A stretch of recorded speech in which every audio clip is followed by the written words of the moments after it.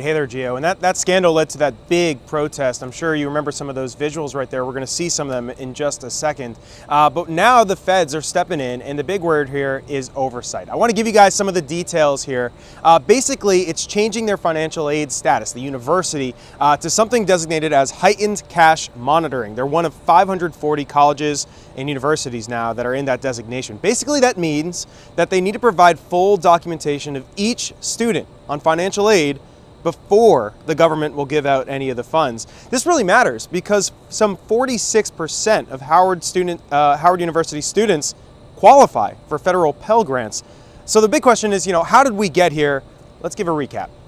It all started with this online report. A whistleblower came forward and said employees were stealing money. That led to this protest, and students started a sit-in at the administration building. Soon we all learned more details about what was happening. Employees were accused of collecting their tuition benefits that they got by working at the university, and then, on top of that, getting financial aid. In effect, they were double dipping, which is not allowed. It's fraud. In the end, 6 employees were fired for gross misconduct and neglect of duties. Amid all these protests, this photo went viral. A photo of a student employee, Tyrone Hankerson Jr. Wearing expensive clothes, he became a punchline on Twitter. He would later speak out and say that he did nothing wrong. Back at Howard, the protest continued for 9 days before it came to an end. This is not an end, but a beginning to our call of what is student power. We can empower each other through student power, but also alumni power. As for the school president, he did not resign, despite student demands. But as its president, I have no more right to this university than any of these students that are here.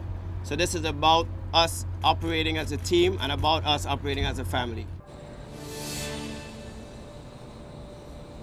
All right, so obviously this is a PR disaster, right? But the question a lot of students have is, how will this impact my financial aid? Will it be slower to get that money? The university says they're going to work hard to make sure that does not happen, and anybody that gets everybody will get their financial aid. Meanwhile, they have made some reforms as well. They say they've hired a new financial aid director, and also they've hired a new compliance officer. They're hoping that will prevent anything like this from ever happening again. Guys, send it back to you.